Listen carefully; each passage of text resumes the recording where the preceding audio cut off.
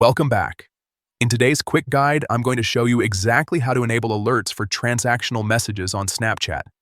If you've ever missed important updates like login alerts or account-related notifications, this setting is definitely something you'll want to turn on. Let's walk through it step by step so you can get everything set up in under a minute. First, open your Snapchat app.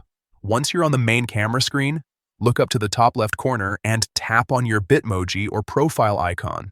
This will take you to your profile page where all your account settings live. Next, in the top right corner of your profile screen, you'll see a small gear icon.